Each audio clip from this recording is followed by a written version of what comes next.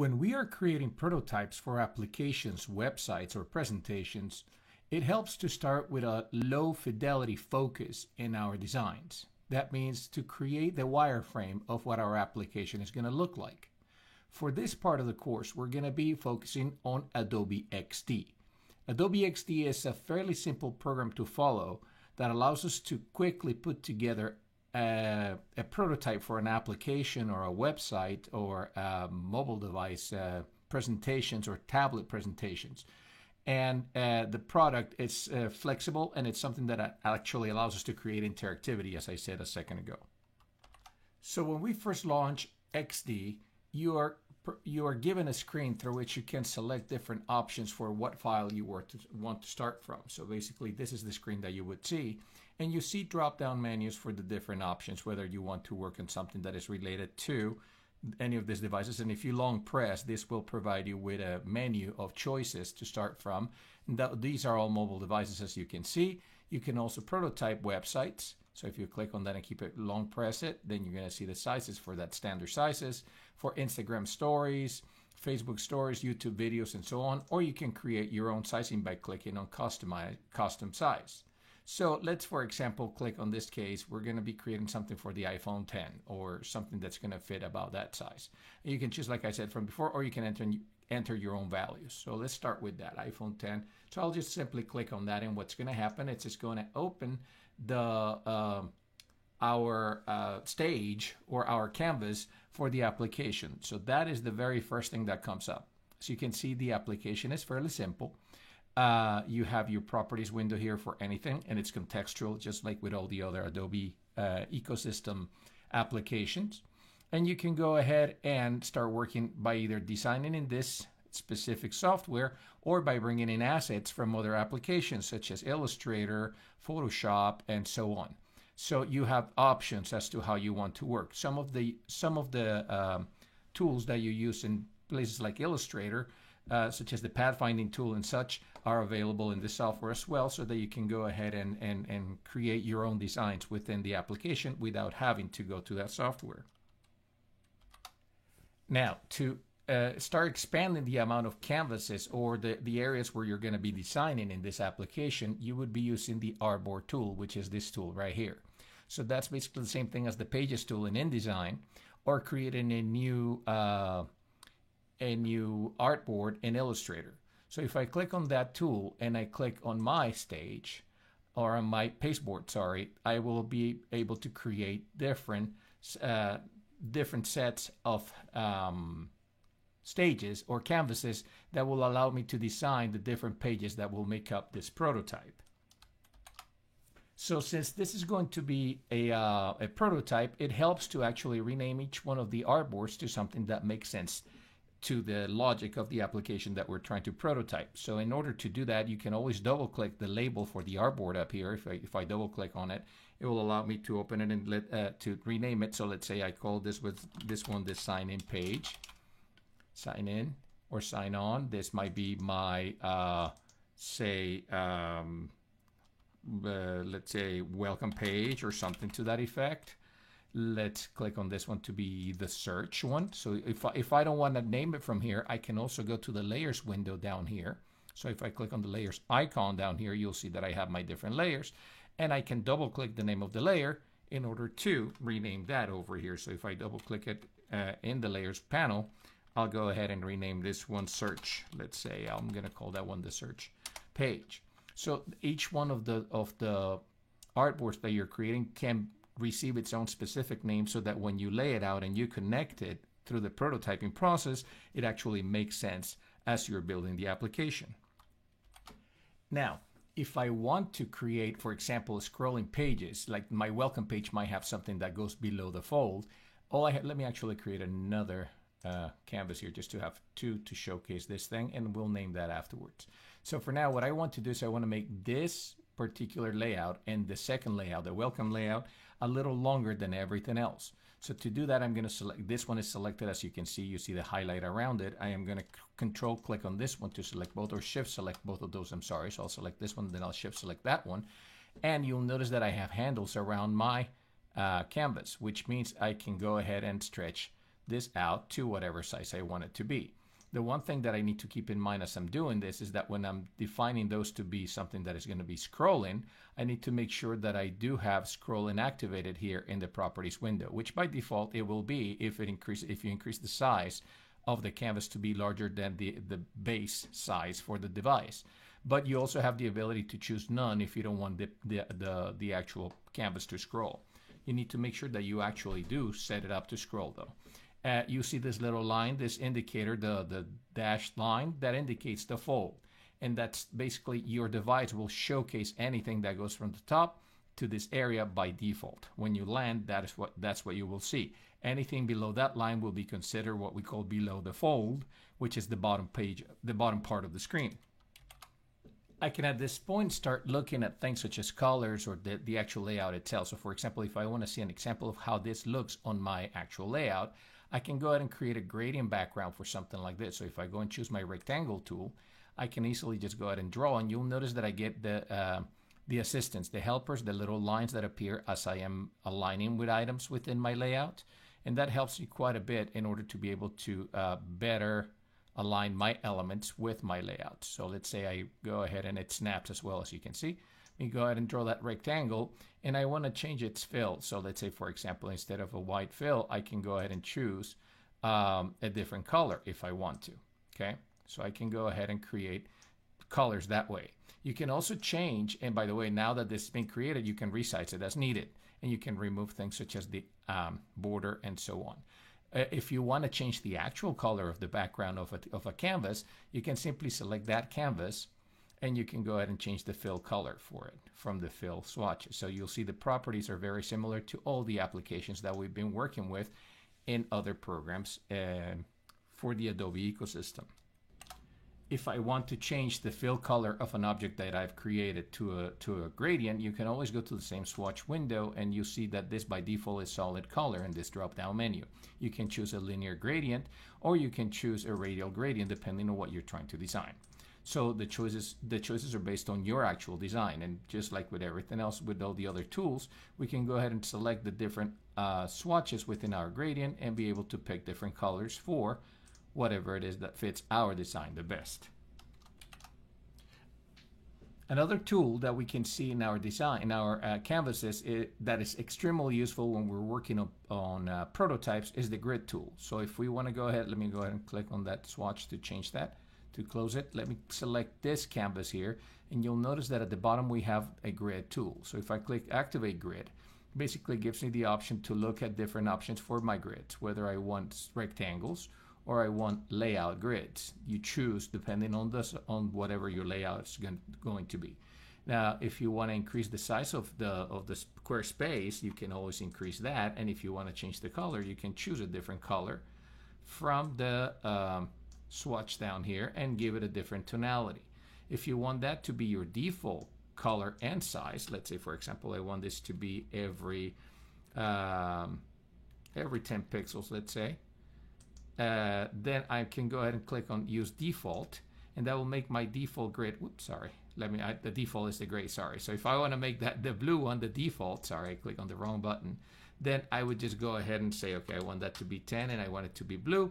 I want to make it the default, and that becomes the default. Now, every time I activate this on any of the grids, on any of the panels, it will automatically show the grid for that specific panel based on the settings that I had set up as default at the very beginning. Now, with just this principles, we can start going ahead and setting up some of the elements that we're going to be using throughout our prototypes. So let me go ahead and actually increase the size of that grid a little bit more. I want to make it about 18 point, and I want to keep it a square, and I want to make it default. So I want to have more visibility. So if I go to this one and I say use default, boom, it's going to change it to that as necessary. Can always turn it off if I don't need to see it, but I want to keep it on for this exercise. Now what I want to do is I want to put a title here, which is going to occupy the space of of a logo that I will be bringing in a little later for the application. So in order to create that text, I use the text tool, and then I go ahead and click somewhere, and you'll notice that as I click and drag, my mouse, that text box is snapping to the grid. So it's extremely helpful in order to help me sort of center or align things appropriately. Let me change the color of the grid once more. So let me go ahead and click on the select tool, and I want to change it to something that's a little lighter so we actually can see what we're doing here. And then I'll click make default again. Now let's go ahead and let's go ahead and create, oops, let me click and drag again to position this. And by the way, you can move your canvases just by clicking and dragging on them. So I'm just going to place it there. I'm going to use the text tool again, and I'm going to click and drag. From here, you'll notice now that you see the actual text box that I'm creating. So I'm just going to go ahead and place my text box here, and I'm going to call this logo, and that's where my logo is going to be built later on. So I'm going to make that as big as possible so that I can change it, that I can eventually change what it will be. And I can just go ahead and reduce the size of the text if I want to by clicking on this to actually changing it to the actual point text if I want to, or I can keep the text box the way I built it.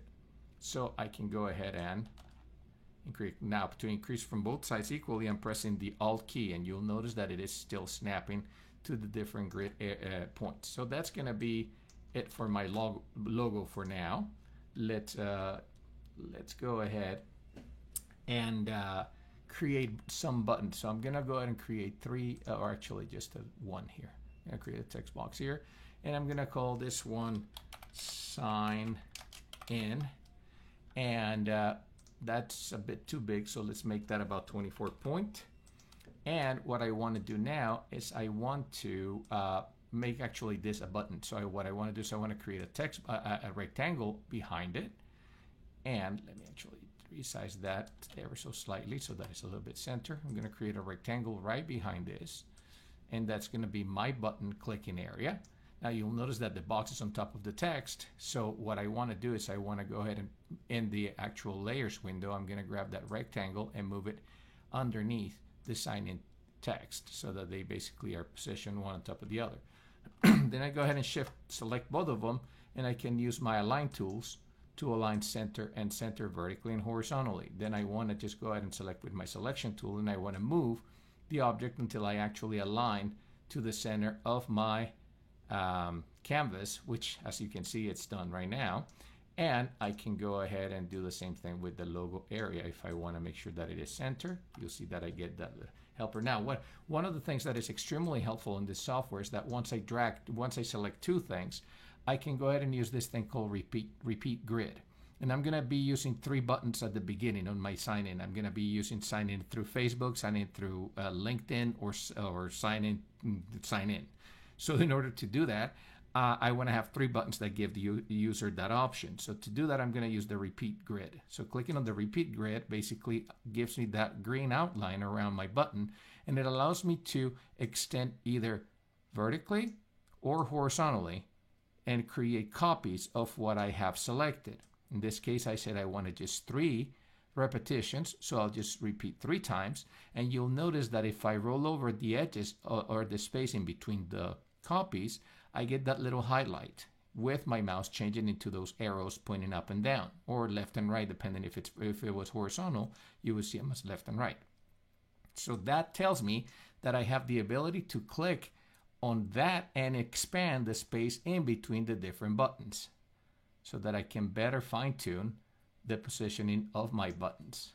So you have basic control over the repetitions that you're creating. Once you're done with that, you can go ahead and deselect by clicking on with the black arrow tool anywhere on the pasteboard, and you have the ability to go back eventually and change each one of them independently if you want to ungroup the grid. So once you do that, basically each one of them becomes its own independent entity. And they become, if you wanted to make copies of them, if you wanted to be this to become something like a symbol and animate, then you have the ability of actually creating symbols in here. Now, in this program, they used to be called symbols, but now they're called assets. So if you were to select an item, for example, this button, and you wanted to add it as an asset, you would go to your assets window down here, click on that, and then you would simply click plus, and it would just go ahead and start adding assets into your library that you can then reuse in some other canvases or other parts of the layout. So this is extremely useful because here's where you can actually save things such as the typeface, colors, and things like that from a canvas to another, from one original design. So when you create mood boards or you create elevations, you are basically defining what your application is going to look like. And so if you do that at this stage, it's very useful to save all that information inside your actual, inside a library. Then you can, within the same prototype, go ahead and apply that into other areas of that prototype or of that application. So to add these different elements from the layout that you worked on into your assets library, all you got to do is, you can do one by one if you want to. So for example, let's change this typeface here to Helvetica. So I'm going to change it to Helvetica Neue, and I'm going to make it about 48 point. So that's fairly big. And these remain as the other font and the other, different typeface that I'm going to use for that. So, and then we have colors, which is the color of the font, the color of the fonts on the text that I'm working on, and the background as well. So with that selected, let's say if I were to select that board, I can always go ahead and collect all the colors from that board. So if I click on that plus sign, all of the colors have been identified and placed in that library. Let me undo that really quick because I don't want to save that. And then if I were to pick up the character styles, same thing. If I click on plus, then I have the Helvetica for the large logo portion of it. And then the other one is basically for buttons. And I can go ahead and now reuse this elsewhere by simply just selecting the item in the other layout and applying that specific style onto it. So that is how these items are saved onto that library.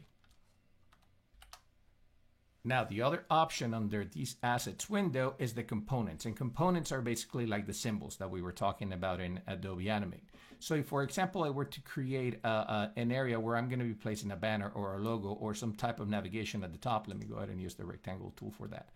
I'm going to create this area, and I'm just going to separate that area as my area for navigation. Now, to turn that into a component, all I need to do is select it and then go to Components and press that plus key. Now that becomes my component one, which I can always go ahead and rename by double clicking if I want to rename it. And I'll call this nav space. Let's call it that for now. And that's going to be the name of that component. Now, if I right click on that component in this layout and I say copy, and then I go to any of the other any of the other pasteboards, any of the other stages, or canvases, and then I paste, basically I'm making copies of that. Now, there's nothing new about this. But where this changes is, like I said, it's treated like a symbol in Animate, which means that if I double click on it to make changes here, let's say I want to add a circle for navigate to indicate button navigation, you'll notice that it becomes available in all of the other layouts as well. So let me go ahead and make copies of this. And again, just like in the other programs, I am making copies of this by pressing Control-Shift and dragging. So I can go ahead and make copies of any of these things as I go. And then let's say, for example, that's going to be part of my navigation in the future. So I can have a placeholder for my space nav, and that becomes that component for all of the different layouts that I'm working on.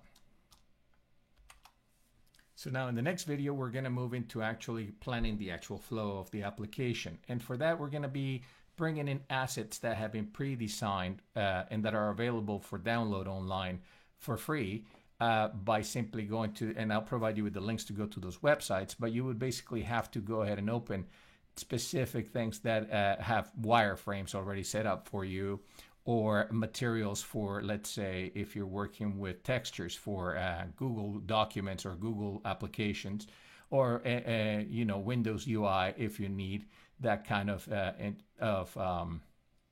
if you're developing for that particular platform. So say, for example, if I open that up, you'll notice that it opens up the Windows UI, and let me maximize it because this comes in at a very small size.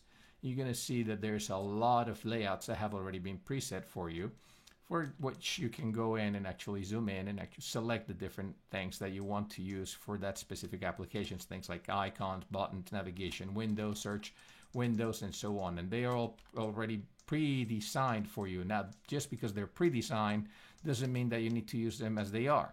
They can be modified for your application, for your specific use. So they're just giving you a template to work from in order to save a lot of time in prototyping. Once again, prototyping being something that you want to be able to manage in a very fast workflow.